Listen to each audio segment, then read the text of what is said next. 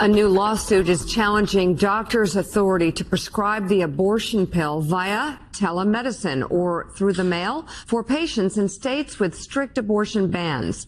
Texas Attorney General Ken Paxton is suing a New York doctor for allegedly prescribing abortion-inducing drugs to a woman in Texas. Let's bring in former litigator and MSNBC legal correspondent Lisa Rubin. Okay, so what's going on here, and what is this pushing the envelope on, and what's the legislation or the ultimate agreement that lawmakers need to come up with to fix this problem? Well, I think, Mika, let's start with how did we get here? So the lawsuit in question here was brought by Texas, not only after a Texas woman got an abortion pill from a New York physician and self-induced an abortion using that medication, but then had complications. And the way that this manifests in a lawsuit with Ken Paxton is because the boyfriend or partner of this woman did not know that she had taken abortion medication. She did not tell her partner, and only after he had to take her to the doctor for follow-up care did he learn it. Based on the language of the complaint, I think it's probably safe to assume that he is sort of the informant here and the person who went to Ken Paxton's office to enable this test litigation to take place. It is a dangerous place to think about American women being not only in a situation where they lack access to abortion medication that is legalized by the FDA, but where they can literally fear enforcement mechanisms against their doctors brought in part by the people in their lives who should be closest to them and most empathetic to them. Well, and Claire McCaskill, jump in. Telemedicine is a pretty normal thing, right? And did this doctor in New York break the law? Well, Ken Paxton is not as interested in that, Mika, as he is in getting the headline. And what he's really doing here, and this is what's happened. You know, in Texas, they have tried to say that some of the women who have bled out in parking lots and bathrooms, that these procedures could have occurred under the law. It was the doctor's fault for not doing them. Well, but this is what he's doing. He's trying to scare everyone in America from providing basic care to women.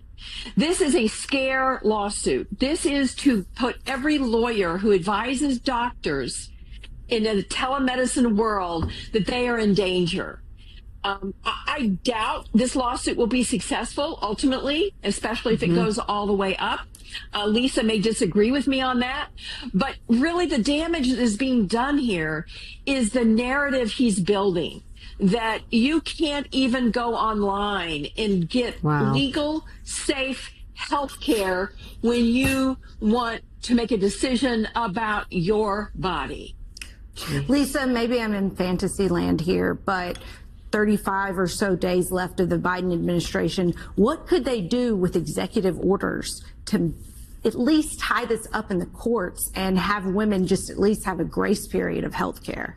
It's an interesting question, Elise, that you asked there, because really what we're facing here is a clash between states' laws, right? There are states like Texas that not only forbid abortion, but they forbid doctors in other states who are not licensed to practice in Texas from basically directing their medical services into Texas through telemedicine. They also forbid abortion-inducing medication. At the same time, you've got 18 states like New York that have these so-called shield laws that protect in-state providers who provide telemedicine abortion services from being prosecuted or even investigated, even receiving subpoenas, for example, from these states like Texas. What Biden could do, I suppose, is to say that states like New York that have shield laws, that those shield laws are consistent with the FDA's allowing mifepristone to be prescribed, and that they are entitled to do so. But could that executive order be revoked in a hot second? Absolutely. And I think one of the failures, if you can call it that,